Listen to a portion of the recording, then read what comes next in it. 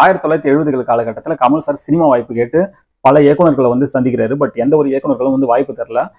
கமல் சாருக்கு வந்து ஜெமினி கணேசன் சாரோட ஒரு நல்ல பழக்கம் இருக்கு. ஏன்னா அவர் வந்து குழந்தை நட்சத்திரமாகவே அறிமுகமாயிட்டார் இல்லையா. கமல் சார் குழந்தை நட்சத்திரமா நடிக்கும் போது எம்ஜிஆர் ஐயா, சிவாஜி ஐயா, ஜெமினி கணேசன் ஐயா எல்லாரும் கூட நடிச்சிட்டாரு. ஸோ ஜெமினி கணேசன் ஐயா கூட வந்து ஒரு நல்ல பழக்கம். ஜெமினி கணேசன் ஐயாவுக்கும் வந்து கமல் சார் மேல ஒரு மிகச்சிறந்த மரியாதை இருக்கு. ஏன்னா அவரோட திறமையை வந்து அப்பயே அவர் ஃபைன் பண்ணிட்டாரு. இவர் கண்டிப்பா கமல் சார் வந்து ஒரு மிகப்பெரிய நடிகனா வருவாருன்ட்டு ஜெமினி ஐயாவுக்கு நல்லா ஆழமா நம்பினாரு. கமல் சார் தன்னோட சூழ்நிலையை ஜெமினி கணேசன் சார் கிட்ட சொல்றாரு. உடனே அவர் என்ன பண்றாருன்னா, இயக்குனர் ஸ்ரீதர் வீட்டுக்கு வந்து தன்னோட கார்லயே வந்து கூட்டு போறாரு.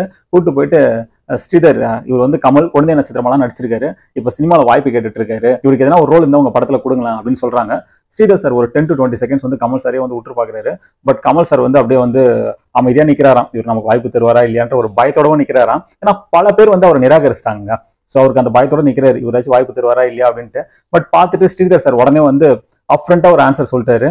இல்ல, இப்போதைக்கு வந்து என் படத்துல இவருக்கு வந்து எந்த ஒரு ரோலும் இல்ல, சாரி ஜெமினி அப்படின்ற மாதிரி சொல்லி அனுப்பிச்சிட்டாராம். உடனே வந்து கமல் சார் வந்து கண்ணா கலங்கிட்டாராம் ஜெமினி கணேசன் சார் கிட்ட வந்து, சார் நான் வந்து ஊருக்கே போயிடுறேன், இது எனக்கு செட் ஆகுது போல, என்ன நிறைய பேர் வந்து நிராகரிச்சிட்டாங்க. என்ன மாதிரியே குழந்தை நட்சத்திரமா அறிமுகமான நிறைய பேர் வந்து இப்ப சினிமாவில் வந்து தனியா ஹீரோவாவே நடிக்கிறாங்க. ஆனா நான் இன்னும் வாய்ப்பு தான் சார் தேடிட்டு இருக்கேன். இன்னும் கூட்டத்துல கும்பல்ல கோஷம் போடுற ரோல் தான் சார் எனக்கு கிடைக்குது. ஆனா வந்து ஒரு டைலாக் பேசுற மாதிரியோ ஒரு கேரக்டர் ரோல் கூட யாரும் தரமாட்டாங்க. இத்தனைக்கு நான் ஹீரோ சான்ஸ் கூட கேட்கல, ஒரு கேரக்டர் ரோலா கூட வந்து என்னை வந்து அக்செப்ட் பண்ணிக்க மாட்டாங்க சார். ஒருவேளை என்கிட்ட ஸ்டஃப் இல்லை போல, அதனால தான் யாருமே வாய்ப்பு தர மாட்டாங்க சார். ஒருவேளை என்கிட்ட ஸ்டஃப் இருந்தா கண்டிப்பா யாரும் ஒருத்தராச்சும் வாய்ப்பு தந்துருக்கணும்ல. எனக்கு நான் குழந்தை ஆர்டிஸ்டா வேற நடிச்சிருக்கேன், இப்போ எனக்கு யாரும் வாய்ப்பு தரலன்னா என்கிட்ட தான் சார் ஏதோ ஒரு குறை இருக்கு, நான் கிளம்புறேன் சார் அப்படின்ட்டு கமல் சார் வந்து விரக்தியா பேசினப்ப ஜெமினி ஐயா வந்து சொல்றேன், என்னப்பா இதுக்கே அழுதுட்டுனா எப்படி, நீ கண்டிப்பா நல்ல நடிகனா வருவ, நீ கவலைப்படாத, இப்போ நான் உனக்கு பண்றேன் பாரு அப்படின்னு சொல்லிட்டு கார்ல நீ ஏறு அப்படின்னு சொல்லிட்டு ஒருத்தரோட வீட்டுக்கு வந்து ஜெமினி கணேசன் சார் கூட்டு போறாரு. அது யாரோட வீடுனா கே பாலச்சந்தர் சாரோட வீடு. கூட்டு போயிட்டு நிலைமையெல்லாம் சொல்றாரு. இந்த மாதிரி கமல் சார் வந்து குழந்தை நட்சத்திரம் இப்போ வந்து வாய்ப்பு கேட்டுட்டு இருக்காரு, உங்க படத்துல எதனா வந்து யூஸ் ஆகும்னா வந்து இவருக்கு ஒரு நல்ல ரோல் கொடுங்க அப்படின்ற மாதிரி ஜெமினி கணேசன் சார் சொன்ன உடனே பாலச்சந்தர் சார் இப்ப பாக்குறாரு. ஆல்ரெடி இப்பதான் ஒருத்தர் நம்ம ரிஜெக்ட் பண்ணாரு, இவரும் பெரிய டைரக்டர் தான், இவர் நமக்கு வாய்ப்பு கொடுப்பாரா இல்லையான்ற ஒரு பதட்டம் வேற கமல் சாருக்கு. பட் ஒரு 10 to 20 செகண்ட்ஸ் வந்து கமல் சார் அப்சர்வ் பண்ணிட்டு, இவருக்கு நான் ஒரு ரோல் தரேன், கண்டிப்பா நான் தரேன் என்னோட அடுத்த படத்துலன்ட்டு ஒரு சின்ன கேரக்டர் ரோல் தராரு. அந்த படத்துக்கு வந்து 300 ரூபாய் சம்பளமும் தரப்படுது. 1970 காலத்துல வந்து 300 ரூபாய் சம்பளம்ன்றது வந்து கண்டிப்பா ஒரு நல்ல சம்பளம் தான். கமல் சாருக்கு ரொம்ப சந்தோஷம். அதுவும் கே பாலச்சந்தர் சார் மிகப்பெரிய டைரக்டர் இல்லையா, சோ அவரோட படத்துல வந்து நம்ம கேரக்டர் ரோல் பண்றோம் அப்படின்னு சொல்லிட்டு ரொம்ப சந்தோஷப்பட்டாரு. உடனே ஜெமினி கணேசன் சார் வந்து கமல் சார் தனியா கூட்டு போறாரு. உனக்கு இப்போதைக்கு வந்து கேரக்டர் ரோல்ல வந்து 300 ரூபாய் தான் சேலரி தராங்கன்ட்டு, அந்த 300 ரூபாய்க்குரிய வேலைகள்லாம் செய்யாத, நீ நல்லா ஒர்க் பண்ணு. இந்த 300 ரூபான்றது வந்து அது பக்கத்துல வந்து பல ஜீரோ வந்து காலப்போக்கில் ஆட் ஆயிடும், கண்டிப்பா நல்லா நடிகனா வருவன்ட்டு வாழ்த்து சொல்லிட்டு ஜெமினி கணேசன் சார் கிளம்புறாரு. ஸோ காலம் உருட்டோடுது.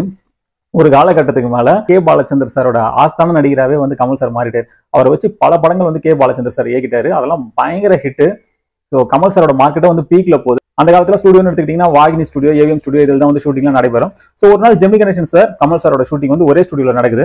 அப்போ நடக்கும்போது வந்து கமல் சார் வந்து ஜெமினி கணேசன் சாரை பாக்குறாரு. பார்த்துட்டு உடனே ஓடுறாரு ஜெமினி கணேசன் சார் கிட்ட, சார் எப்படி சார் இருக்கீங்க அப்படின்ற மாதிரி கேட்கும்போது அவர் உடனே, நான் நல்லா இருக்கேன்ப்பா, நீ எப்படி பாருங்க அப்படின்ற மாதிரி கேட்கிறாரு. உடனே நான் நல்லா இருக்கேன். அப்ப கமல் சார் வந்து ஒரு மிகப்பெரிய இடத்த அடைஞ்சிட்டாரு. அந்த டைம்ல எல்லாம் ஒரு மிகப்பெரிய ஹீரோவே மாறிட்டாரு. ஜெமினி கணேசன் சார் வந்து சிரிச்சுக்கிட்டே கேட்கிறாராம், அப்புறம் அவங்க எல்லாம் எங்கப்பா அப்படின்ட்டு, நீங்க என்ன சார் சொல்றீங்க எனக்கு புரியல அப்படின்னு கேட்கும்போது, உங்க கூட எல்லாம் வந்து அறிமுகமானாங்க, அவங்க எல்லாம் இப்போ ஒரு பெரிய இடத்த அடைஞ்சிட்டாங்கன்னு சொன்னால அவங்க எல்லாம் எங்கப்பா அப்படின்னு கேட்டாராம்.